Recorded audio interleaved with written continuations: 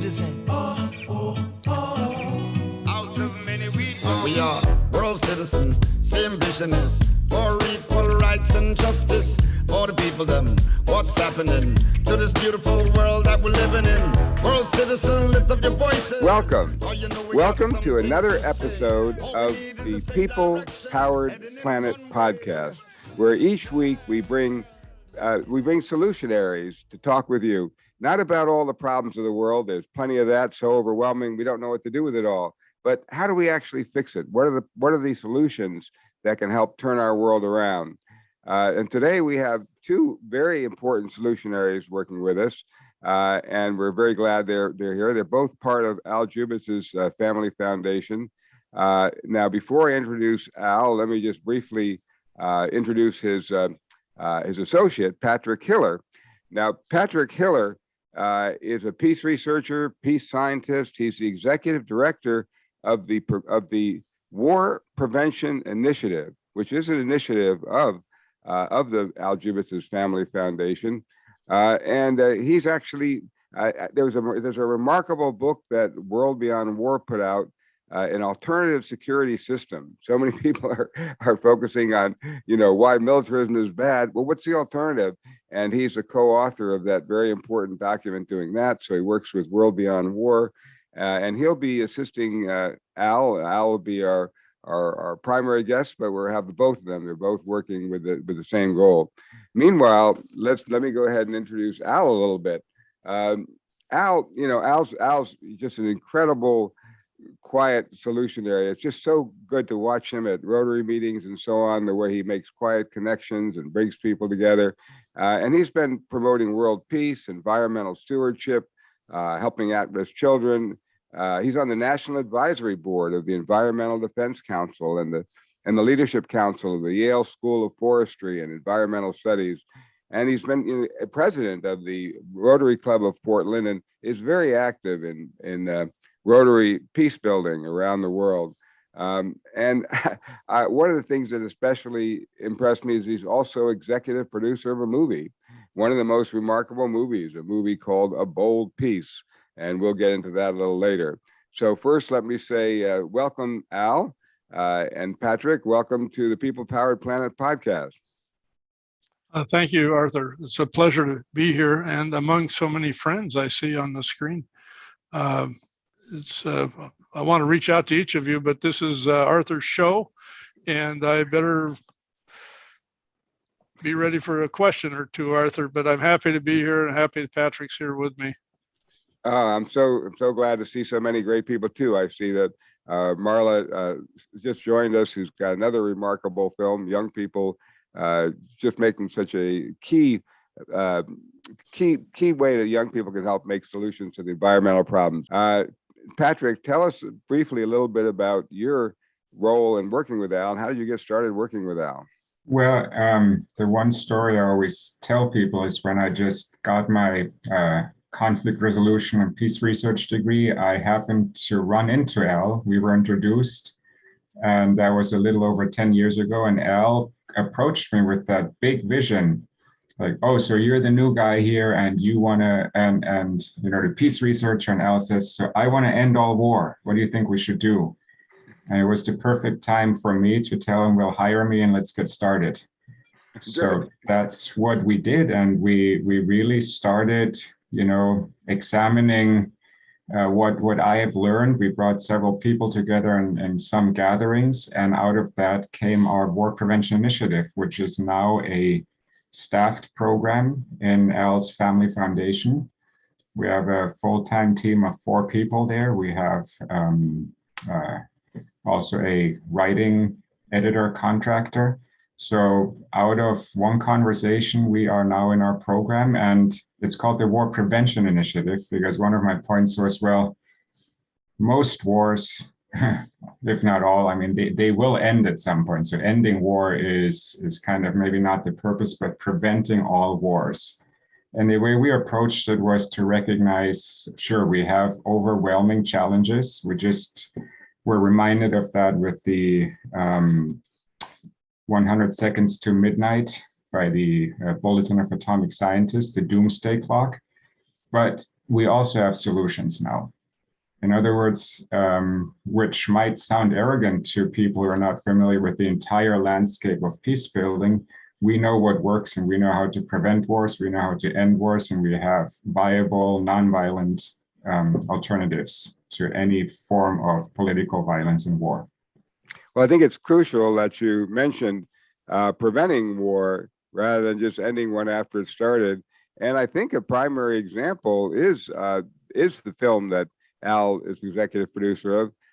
Al, in a bold piece in 1948, the same year that Gary was taking his activities at the UN and turning things around, Costa Rica found itself surrounded by hostile military powers. What did they do?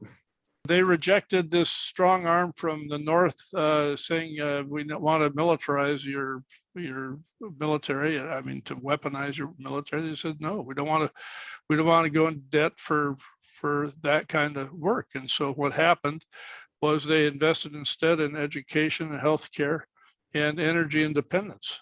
And the success story right there in the thick of Central America, with all the hostility around them, is that they chose another path, and it's important that we tell people that story, hence the movie. But it takes strong leadership to reject the same old approach to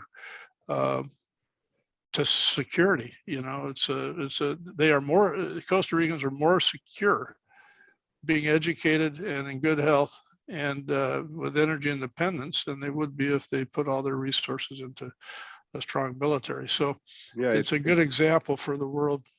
It's interesting that when there was nobody to attack, no one attacked them, and when they did have a military dispute, they took it to the Inter-American Court, which had been pretty dormant. Nobody had been taking things there, but they got a ruling in their favor, and everybody complied with it. They used world law instead of military power, and just the fact that they used it gave it power to have an impact. Let's go to the roots of what brought you into this. So. How did you get started on your peace mission? A decade ago is when the War Prevention Initiative was founded. It was also the year that the Rotary Action Group for Peace was founded at the suggestion of Dennis Wong, who was on this call, my good friend from Connecticut. And so both Patrick and Dennis have been very instrumental in my thinking to go forward. I was retired. I'd had a lot of good life experiences. I had been a Rotarian at that time for 35 years. I had an interest in peace for 40 years at that time. And I decided that, before I put myself out there, reputation-wise, and like some people say, I'm beating my head against the wall, speaking about peace. But before I do that, I wanted to see which way the winds were blowing. And it didn't take long of a conversation with Patrick and Dennis to say the winds are blowing in the right direction. The science is with us. The practice is with us. The academic degrees are being conferred more and more from more and more universities. And there is a definite trend that peace education will be part of our future. And not only from an academic standpoint and from a career academic standpoint, but also from the lay society. People want peace. They just plain want peace. They want safety, security, and they want harmony. And so everything was heading in the right direction. So I said to myself, well, I have some knowledge of the trajectory of peace over the since World War II. And I've also had 35 years within Rotary. Maybe I could influence Rotary to pick up the thread of peace and to make it more of their mission. Now, it didn't take too long for me to discover that Rotary had had that mission for a very long time, and 100 years almost, and yet was not really known as a peace group. Since 2011 or 12, Rotarians around the world have joined in the drumbeat of peace in their communities through what we call peace builder clubs. And the founder of that concept is also on this call, Mike Caruso from just outside of Portland here. A good friend, strong influencer. He decided to lobby club members in our district of 75 clubs and see if he could designate their club a peace builder club. And now over half are peace builder clubs, meaning they have a peace builder committee and they're doing projects locally mostly. So I look in the mirror sometimes and say, gee, I like other people's ideas a whole lot. Yeah. So I'll put some energy behind their ideas and cheerlead from the sidelines. And if I can be out in the lead once in a while, that's okay too. So I'm still very, very excited 10 years on that peace is getting embedded within Rotary worldwide, and peace certainly in our consciousness as well, and within the universities worldwide as well. What are the major examples you see that Rotary is actually taking effective action for peace, particularly in the area of their investments, but in other areas as well? Well, they are very seriously looking about divesting from all the bad things of life, including fossil fuels, at their, in their investment committee. So they're a little late, in my opinion, on that, but they're getting there. Thanks to Richard Denton and his team on nuclear, also on this call. One of the surprises was when I heard the news in 2002, so that's 20 years ago, that Rotary was going to invest in peace education, a special category of what they then called ambassadorial scholars would become peace scholars. And they felt there was a need for peace practitioners and educated people that would go out and build peace. So much that they took a subset of what they were doing with scholarships and called them World Peace Fellows. And at the time, there were like 40 universities to partner with. They chose 7 that had established programs and conferred degrees. And a decade later, there are over 400 universities to choose from. So Rotary was an early adopter in that whole idea. They have educated now well over 1,500 young people in either the master's degree program or a shorter certificate program. Now, the founder of Rotary, Paul Harris, said back in 1940, he said, "Must the best genius of men be devoted to the science of war and none to the science of averting it?" That was the founder. Tell us about the science of averting war. Well, I'd like to defer that to our expert, Dr. Hiller. And I consider peer-reviewed research and the practice that follows it as peace science. And Patrick's the publisher of the Peace Science Digest, which I will hold up. The latest copy just came out yesterday. So Patrick, why don't you answer that question? Yeah, well, I think Paul Harris is right. Let's note the gendered component of his comment at the time.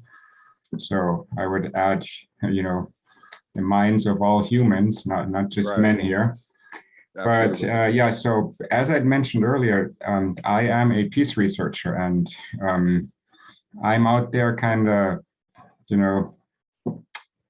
pounding the beat to give peace science a chance. That's how I call it, give peace science a chance.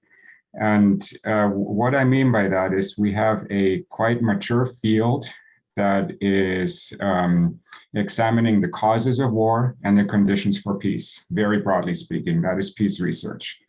And it is a normative discipline, so we're not neutral in there.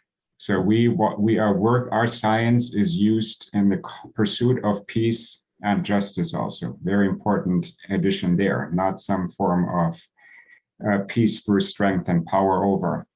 And one of the things I noted when I'm in my academic field, I read a lot of those peer-reviewed journals that Al mentioned, and there's some really great stuff in there.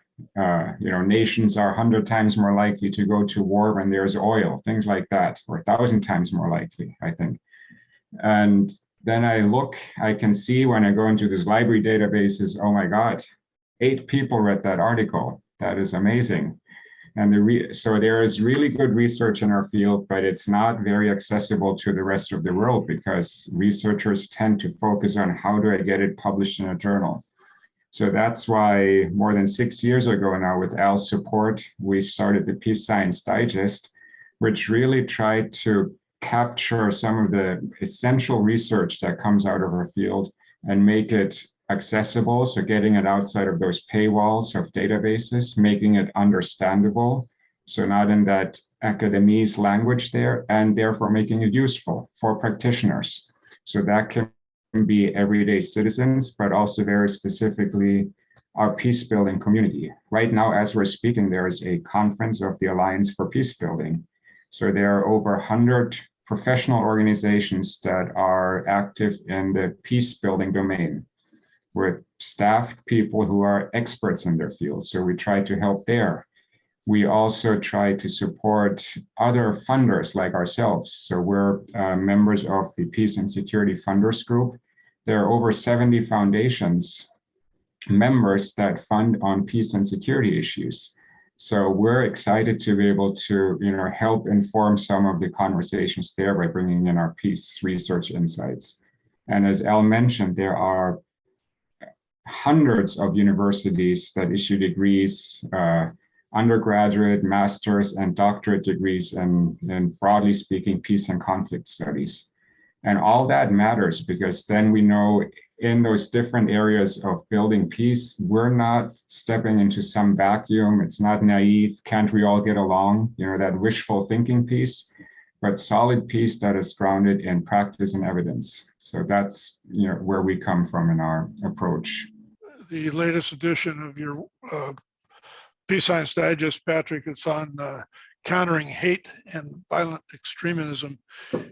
Make no doubt that this country called the United States is in the midst of a battle of the extremists and the police reaction to the extremists and the citizens that really don't know what to do. So I was reading this document last night, and through education and research became much more hopeful that there are practical solutions that are nonviolent solutions. And I think that's what we as individuals have to commit to. And I did decades ago to nonviolence. Like, I'm not going to bear arms against anyone, period. So what does the science show about how effective nonviolence has been in bringing down dictatorial regimes and in actually making a difference compared to war? Well, the work of Erica Chenoweth, also circa, when did she publish, Patrick? The book was published in 2011, Why Civil Resistance Works. Why Civil Resistance Works. When I was doing a lot of talks to Rotary clubs a decade ago, I had a graph of her conclusions, which was, as the decades go by, nonviolent civil resistance is 6 times more effective at removing a dictator than violent. And so It's very effective. When people don't cooperate, who do you go after? Your own citizens. Whereas if they do an armed insurrection like in Syria, they just tamp it down and it doesn't go anywhere. So the research says that nonviolent approaches are far more effective. It's interesting how the mythology of a society overrides the reality, and that we always like to think of war being the power and the victory, and that's what all the movies and the culture project. And yet in reality, it's quite the opposite. It's interesting that Gene Sharp, who is the prime researcher on this, actually has a book about how the American Revolution was actually a nonviolent revolution that was actually won before the first shot was fired. and then hotheads went ahead and had the war anyway. But Yeah. the war wasn't what brought us independence. It was the colonies refusing to cooperate with and accept British rule. And, Canada went independent without a war. So, well, what do you think of, what do you think Well, of that? I think you're right on target. And I just happen to have Gene Sharp's publication here. I can't show you totally, but the headline is 198 methods of nonviolent action. This gives me hope, this document. And there are all kinds of civil disobedience, nonviolent, that can and have worked in many situations. And so once again, it's educating people that there are other ways of getting the job done, and we must commit to nonviolence. Everybody agrees that violence is harmful to the psyche, if not the other person.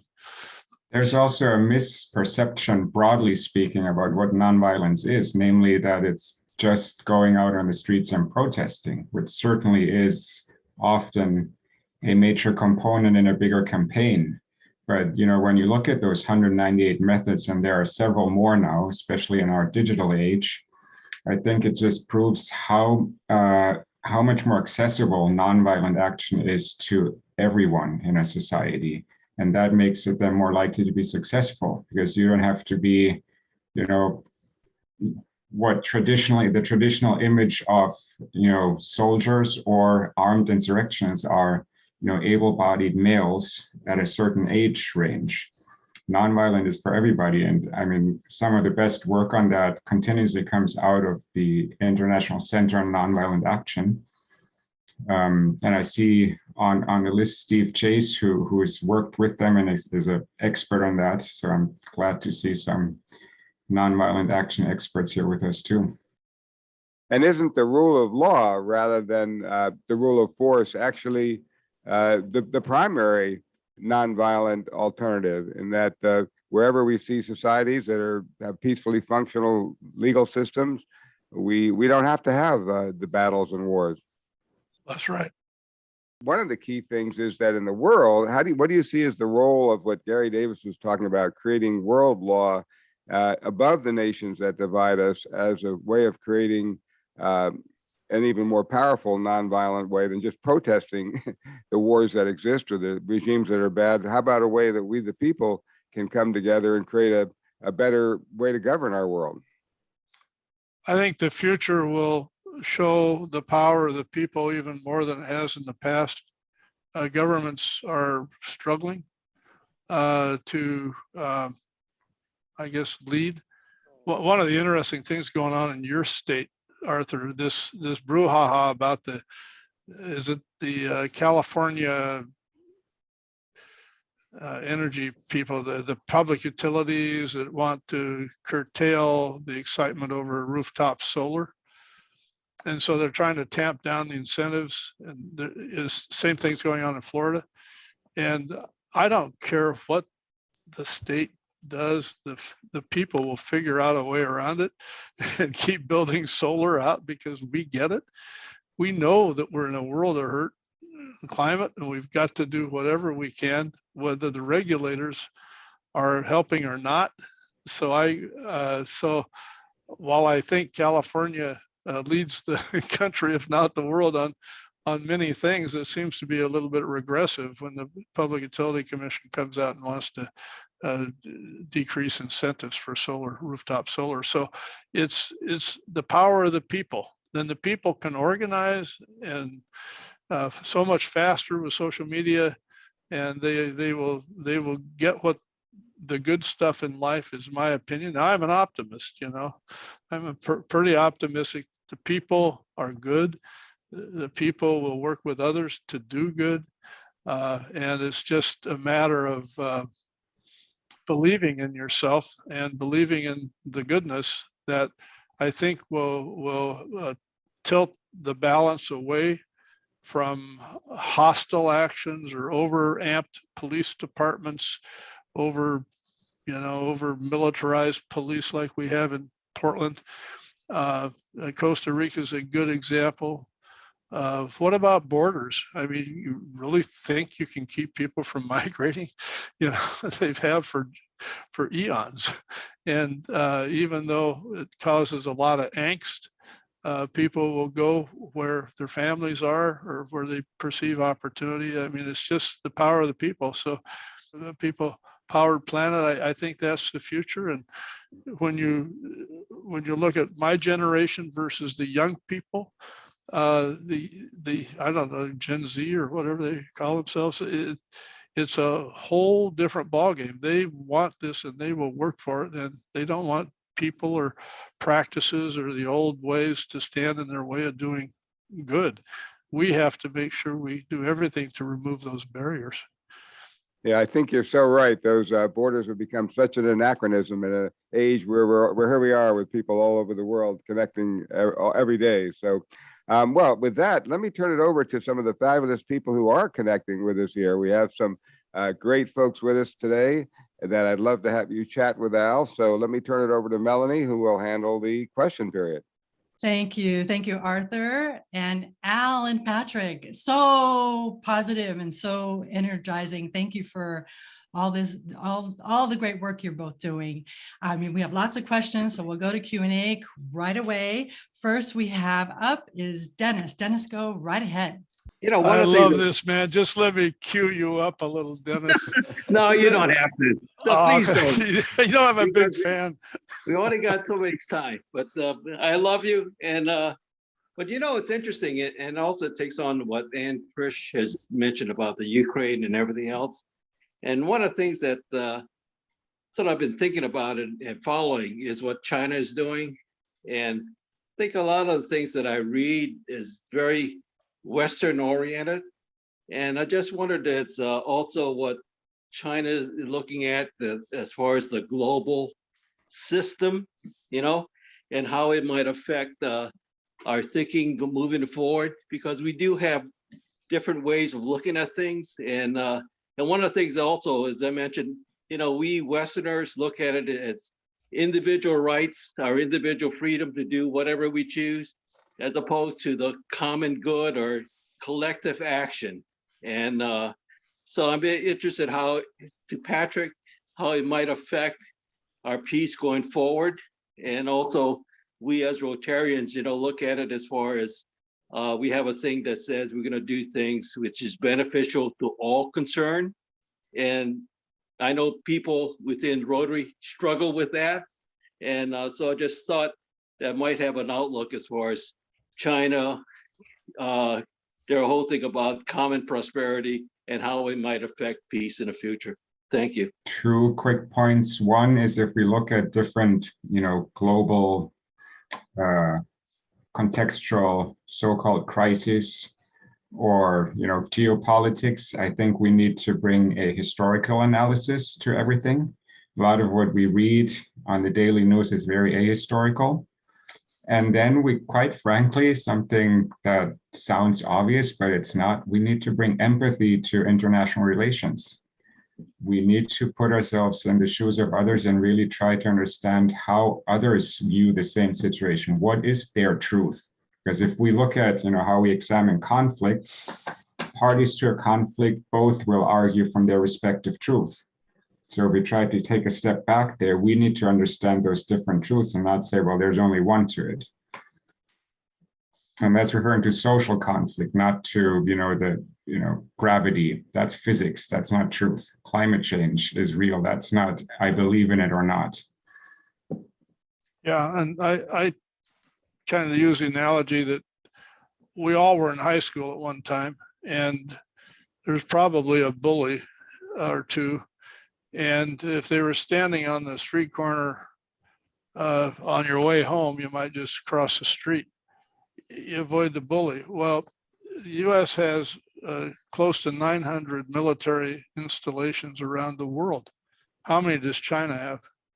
I remember that poster of Iran. Who would put a country? The headline was, who would put a country surrounded by 45 U.S. military installations? Who would have put a country there? You know, I mean, it's kind of an interesting thing. But until we Americans define ourselves as morally powerful instead of just physically the bully. I think it's going to be a long slog. There's moral, a term we use in the war prevention initiative is moral imagination. If we spent 10% of our time and treasure morally imagining better relations with our neighbors, wouldn't it be interesting to see how much more love there would be toward Americans worldwide? So we are dependent on this myth that might makes right, when in fact might really creates resentments. Excellent, excellent point, Al. Yes, we've got to get away from that myth. And then Patrick, seeing both sides. Thank you for that. So now let's go to Catherine. Catherine, could you please unmute? Hi, Melanie. Thanks for that. It's great to be part of this gathering. I've been on some of other Arthur's programs, which have been great. And I've had a chance to meet Al and Patrick in other spaces and doing the work of nonviolent resistance and peace building that we all are working on. I actually am a Rotary Peace Fellow from Tula Longhorn. So I've been someone that has really benefited from the program that Rotary has. And also I worked with International Center on Nonviolent Conflict and Erica Chenoweth training over the years, which Al and Patrick have mentioned their important research work in the field. And I worked with Over the Field program. So through that experience, I got to actually join and work with locally led movements of peace building with about 50 different countries that I was able to travel to around the world, which was really an amazing learning experience. And since being at the Rotary Peace Fellow program, we co-founded an organization, international network called Solidarity 2020 and Beyond, which is actually helping convene, support, have peer-to-peer learning and exchange and knowledge with these amazing activists, organizers, peace builders around the world, working in a number of different areas. And we have connected with many Rotary clubs. We're starting to connect more with Rotaractors. We just had a call with some Rotaractor leaders in Kenya. And we have been able to work with some peace builder clubs. Also the Portland one with Danielle Banks and others was mentioned. And so that's been very supportive and a great partnership. And so I guess, my question comes down to, as we move forward, there is so much need out there from our organizer and peace builder members. For instance, we also had a call this morning with another Kenyan group that's working on an important plan to stop violence and to prevent violence with the upcoming elections in Kenya. We know that every cycle there are up to more than 1,000 people killed during the elections with ethnic violence and other kinds of election violence. And they're trying to put a plan together across the whole country to mitigate that violence, to train people to observe, to bring in legal people, and are hoping to work with the Rotaractors and work with us as part of that connection. So I guess my question is, to Al and Patrick, and having kind of that background, and other members, what would be your advice about the best spaces to be in, how we reach these interesting peace builder committees? I've already connected with one in Boulder now, which is great, with Cinda on this meeting. And how do we work as partners more effectively to get that support to the field, to fund those peace builder initiatives, and not only to fund, but to have volunteers and more knowledge and spreading information. I see Mark on here as well, who's been a really important mentor to us and support as we're moving forward to try to get a global grant as well to do some important peace building training in the field. So let me just put that out there, and I'd love to hear from people that are on this call. Do what you do naturally, and that is convene with others, show support, attend meetings, have regular meetings. An example would be that when George Floyd was killed in Ann Frisch's state, sorry, Ann, good to see you on the call. It set a shockwave around the world. And I put in a Rotary Club meeting chat, anyone interested in racial justice, discussing racial justice, let me know. And 4 people responded. We decided to meet on Saturday morning for an hour and a half and see what we were thinking. And that, long story short, that has that has continued every week since then. So it's almost 18, 19 months. And also blossomed into Seattle. And what we've had is speakers on racial justice issues, systemic racism, if you will, as well as police tactics, training, approaches, accountability, et cetera, all the above topics from politicians and non-politicians. And it has a life of its own. And what is most satisfying is that it has spawned some real action in the community to try to fix Portland. A lot of Portland, as you know, Portland's been in the news, and we're very troubled by what was a pristine city is now has a lot of work to do. But the point is that Rotarians are in the center of these conversations, not necessarily with solutions, but with compassion and asking questions and bringing people together. And what's one of the most satisfying thing is out of this group came the Seattle group. And so now we're talking about a Northwest Peace Initiative to cover political violence, which is extremist violence that tends to travel north and south on I-5, upsetting all of our lives. And so we Rotarians are convening people. And I think that's one of the most powerful things we can do. In fact, it's about the only thing that people have ever done to change things is to do it with others. Exactly. Yes. So powerful. People power. Okay. We've got lots of questions. Let's go to Richard. Richard, go right ahead. Thank you very much, Melanie and Arthur, for having Al and Patrick here today. It's really great to see you, Al and Patrick. Couple of three quick questions. One, I'm putting in a submission for a breakout group at the Rotary Peace Convention the day before the International Convention in Houston. And I'm wondering if I can put you down as a speaker on divestment. Al. Yeah. I just tell my own story on that. I was an early adopter on divesting and Exactly. pitched Rotary a decade ago.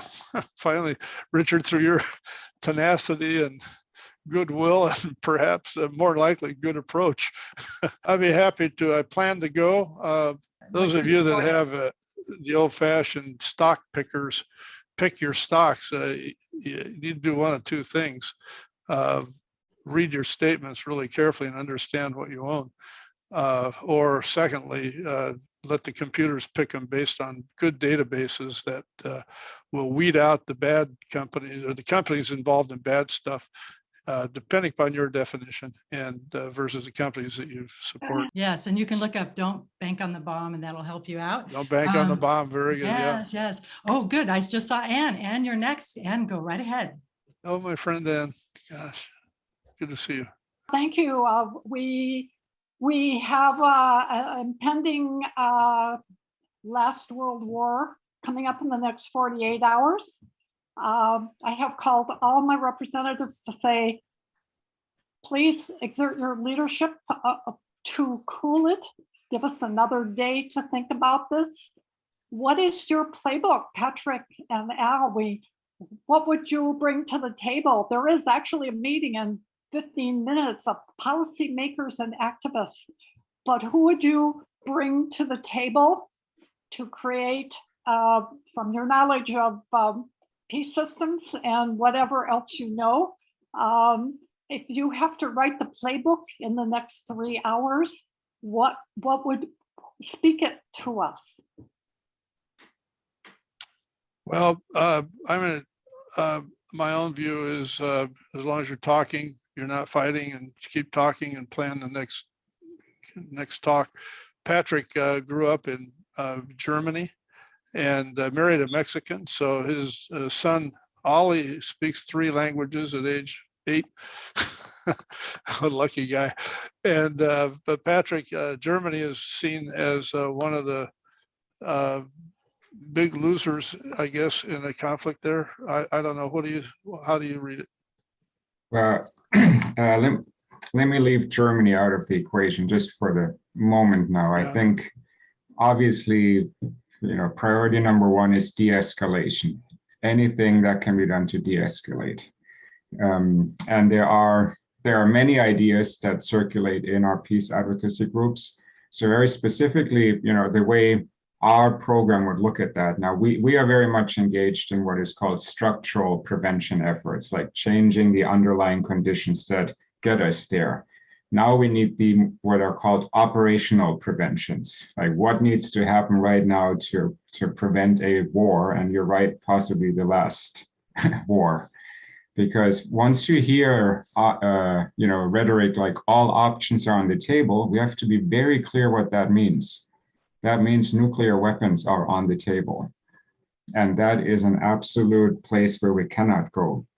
So I think the big picture, shift needs to go toward common security. And that means, no one is safe until all are safe. So our security depends on Russia's security and vice versa. And, very concretely, I think advocacy groups here need to make a strong push for, it sounds bold, but it's very simple. The Biden administration needs to say NATO is not going to expand any further. NATO is not going to go into Ukraine. That is what is absolutely needed right now. And that can be done through, let's say, a moratorium on NATO expansion for the next 15 years. Or, this is, again, where politics come into place more. But we need to be bold here. And our group and our foundation and other organizations rely on some of our key partners on the Hill. So there's an organization, Win Without War. They're excellent. They have access to many of the legislators there. They speak the right language. So our role here is really to support those, work with the organizations that have built their standing on the Hill, because ultimately right now, at this stage of this conflict, it's a little bit outside of our hands to have direct impact. This really depends on what some of the legislators say, how much space Biden gets. So I think what you're doing, Anne, is right. Putting in the calls. We maybe need some,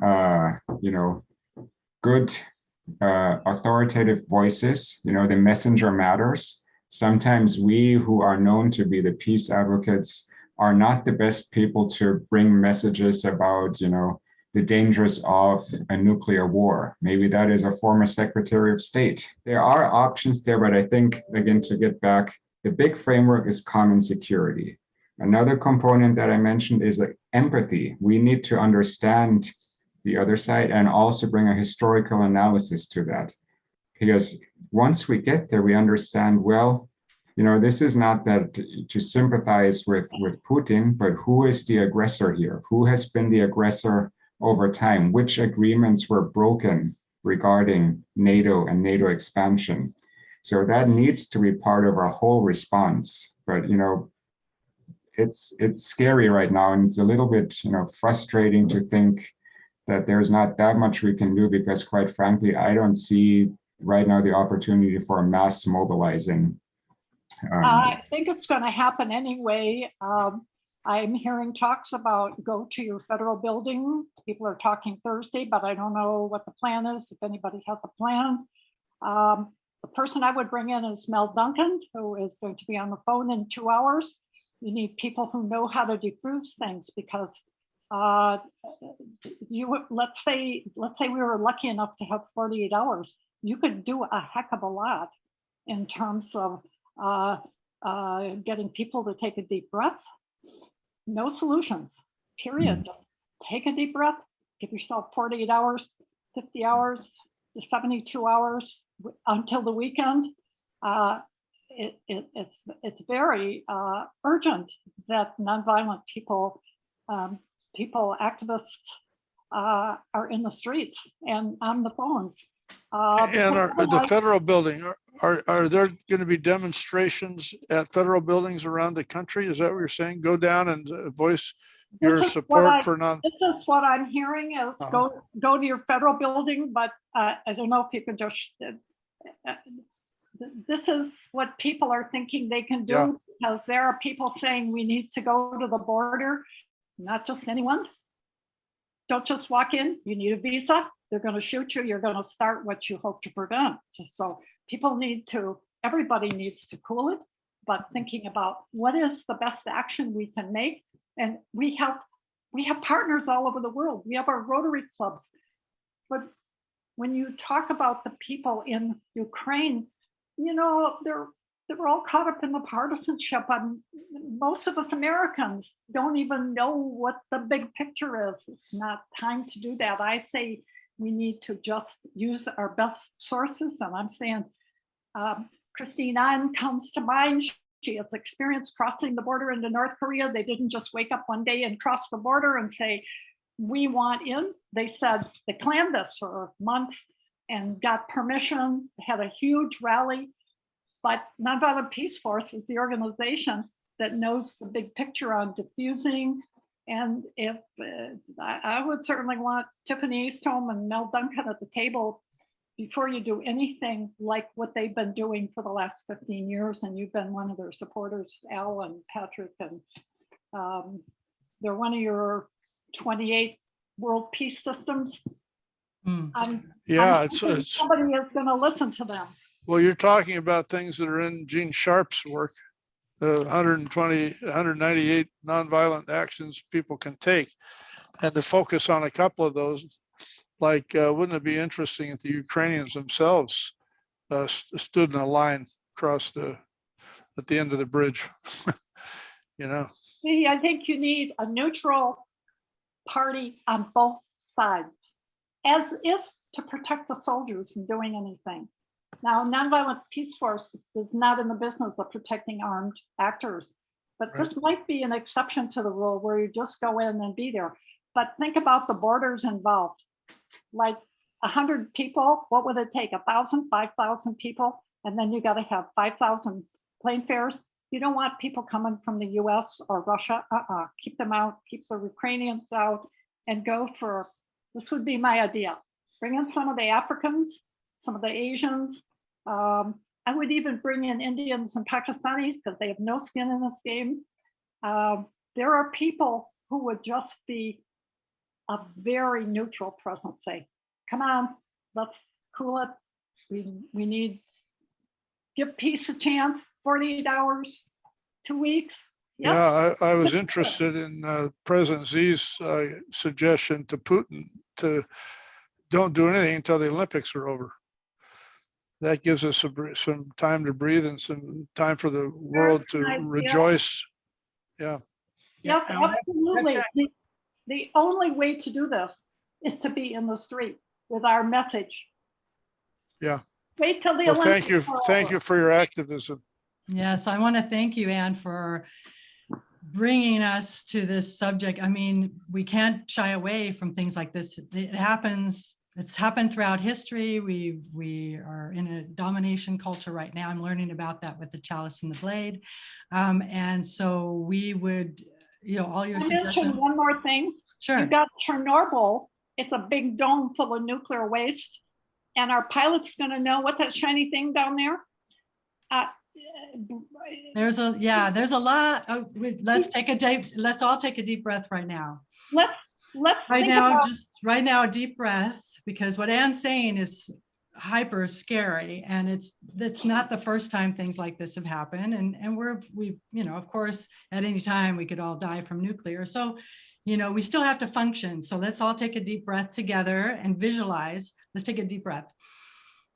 Melanie, I have to leave. Could you have David Fishman speak for a moment, please? Yeah.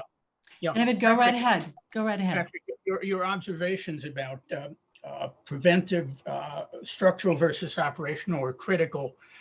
We have a little time, according to the experts in the field, people like Anatole Levin and the full range of think tank people. There's not going to be anything military until after the Winter Olympics, if there's going to be any. And from the standpoint of what the Russians are saying, they're wondering, what's this all about? I mean, it's not happening there. Your point about NATO is very well taken. I will be sending something out to you to distribute to others if you're interested, who are interested later today. There's an event tomorrow Anatole Levin is moderating, and anyone who's interested in attending, Thomas Graham and Fyodor Lukyanov will be speaking very much along the lines that I think you're talking about today in terms of different perceptions. Thank you, Barbara. You're welcome. Yes, thank you, Barbara, for adding David. And we do have 3 more questions that we wanted to get to before the close. Let's just do really quick. We want to go to Andre. Andre, could you please unmute? Hello, namaste. Nice to see you, Patrick. Hello, how are you? Melanie? I've been very fortunate to be connected to the former Director General of UNESCO, the founder of the peace culture at the United Nations. And he took an interest in my plan, which is a plan of nonviolence. That's how we started the conversation. And I call the plan a global movement of nonviolence for the children. And the reason is that the children are the means to unite everyone. So this is actually a plan to unite the world. And nonviolence is the answer. You talked about it. So it is the answer. So I've been, when I first met with Federico Mayor, he said that he would connect me to the Secretary General. And so I presented my plan to the Secretary General's staff. And now I'm planning to go back to implement the strategy to begin the movement. So it's not going to start right away, and it might not be applicable to Ukraine and the Russia right now. But even if it was, the point is that there's a follow-up to every step that's already designed into it. And it's multifaceted, but I've tried to simplify it so that it comes down to just a couple things. In the beginning, it's all outreach and promotion to get everybody, unite everybody for nonviolence. Because all the webinars I've been on in the past few days, they say the people in Russia don't want war, the people in Ukraine don't want war, people in US don't want war. So it's a time for a people movement. And so I'd love to speak with you about it. I don't want to take up all the time right now, but one element about it is that it's not just a movement for anti-war, which it is. It's an anti-war movement, but it's a movement of goodwill. There's the ethical elements that, Patrick, you were talking about, and the moral inspiration that Al, you mentioned. So it all comes down to nonviolence. And the reason I call it a global movement of nonviolence is because Gandhi and King were famous for movements of nonviolence. So let's call it that so people know what we're doing. We're promoting now, not just adhering to nonviolence, but make nonviolence the goal. No violence. We don't want it. I totally agree. And that starts with me. You know, we all have to commit to that at some level. Patrick, what, you and I have had a lot of conversation about campaigns for nonviolence or campaigns for, something aspirational future. And Andre's spot on. It's like we're nonviolent people and we're proud of it. Do you have anything, Patrick, that you're aware of worldwide about these campaigns we talk about? It's time to challenge militarism. It's time to unite as world citizens. Well, there's no vacuum and no shortage of campaigns, but I think one key is to build ongoing networks and relationships there and not stay in our silos of what our respective campaign is. And I think what many of us are realizing now is also to have inclusive campaigns, because some are just really they seem to be inclusive by language, but they're not. And you see very few traditionally marginalized voices in those campaigns. And we need to just be much better in connecting campaigns through the issues. So that is when we talk about racial justice in the United States, we need to connect the dots from racial justice here to what is a racist US foreign policy. And we need to bring those movements and campaigns together and show up for each other on an ongoing basis. And, Catherine's initiative, I think, is a good example there of really, trying to see what is out there and bringing them together. But I mean, the one thing I would add is we need to be much better at inclusive networks and campaigns. Yeah. If I We may- bring women into your every opportunity to bring women in. When Patrick and I were invited onto this call, I called him up yesterday and said, gee, are we a panel or are we just being interviewed? Because I'm committed as a gender champion. I will not appear on a panel without gender balance. And so make sure women are included. We have Jennifer Jones coming in as a leader of Rotary International. Hallelujah. You know, finally, a female leading the organization. And her mission, her theme is women and children. Let's get behind that. Nonviolence for the sake of women and children. And so there's some real opportunity. I do think the stars are aligned for a new conversation. Al, if I may add Yeah. in, you brought up the women. The one element that I didn't add in here, and it goes with being inclusive that Patrick just mentioned, that the International Peace Bureau, their big meeting in November, they talked about how we need to have the indigenous people, the youth, the labor movement. The movement of nonviolence includes them all. And in the plan that I've prepared, it's got an awareness campaign that includes everybody so everyone can participate. And the twist that I've added in is that not just do it for the sake of women and children.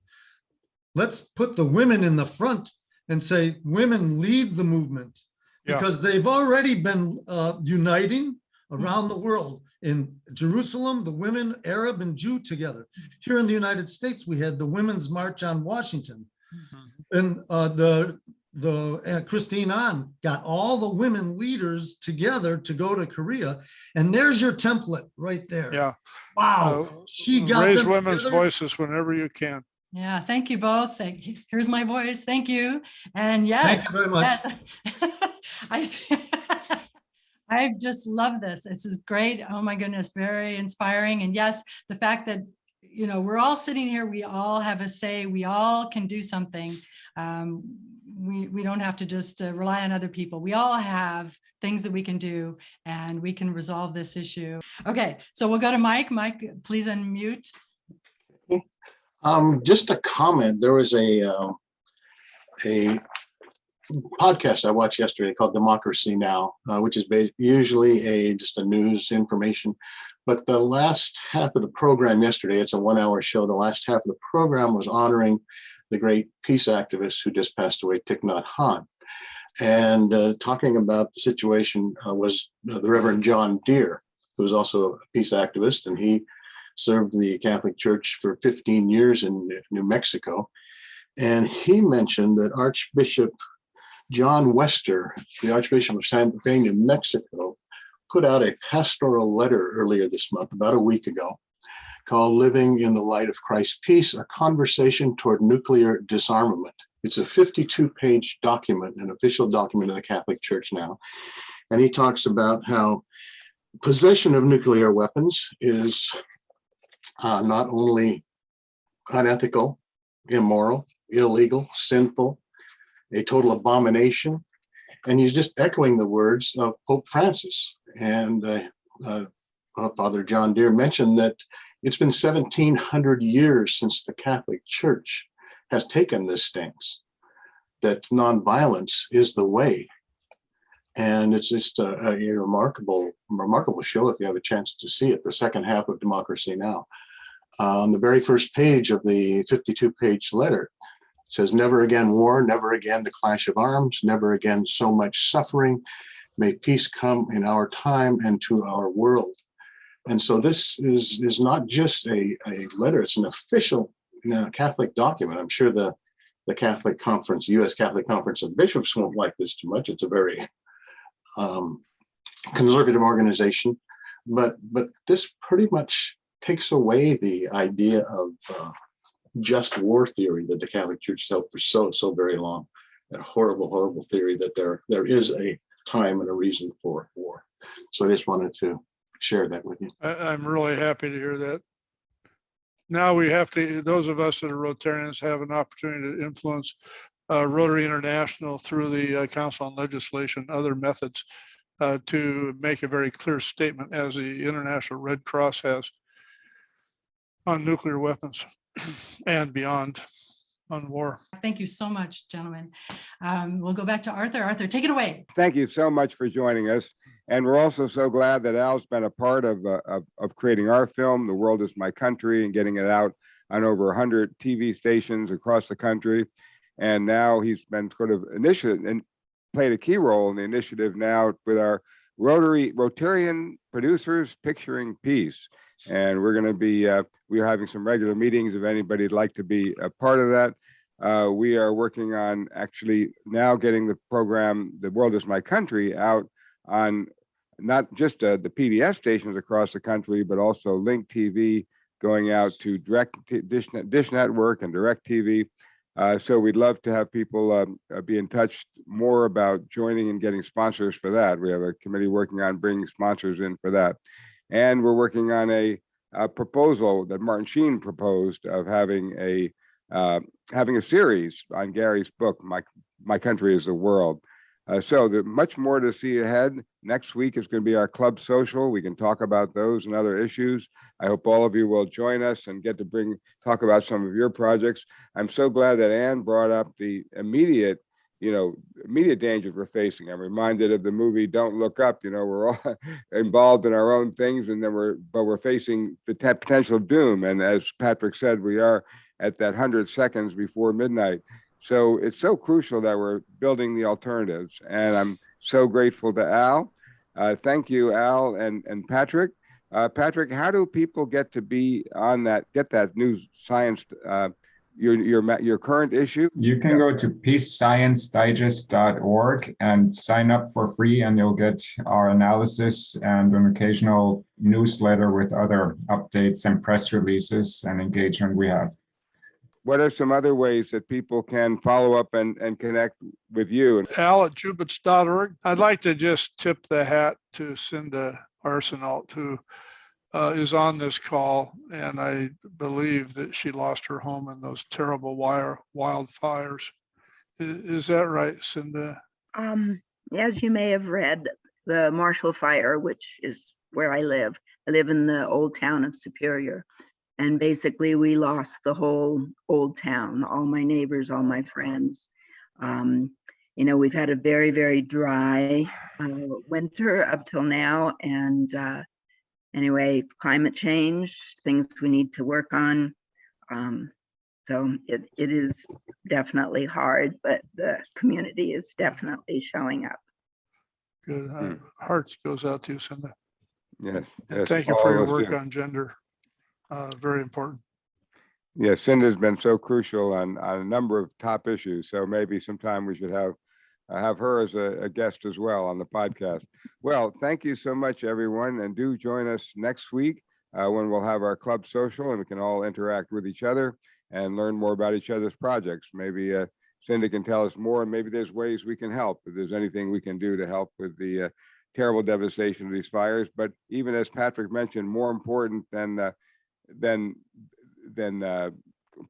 so important to stop these things, and to clean up the problems, but also to prevent them in the first place. So let's keep rolling on that as we begin to build the world we choose, visualize, picture, and create. Our visions are what create our world. And so we all have to come together and envision and create the world we choose. So thank you, everyone, for joining us in another episode of the People Powered Planet podcast. See you next week, Wednesday at 10 a.m. Pacific, 1 p.m. Eastern. World citizen, lift up your voices. Oh, we got something to say. All we need is the same directions, heading in one way. Thank you for watching. Please subscribe to our channel and like this video.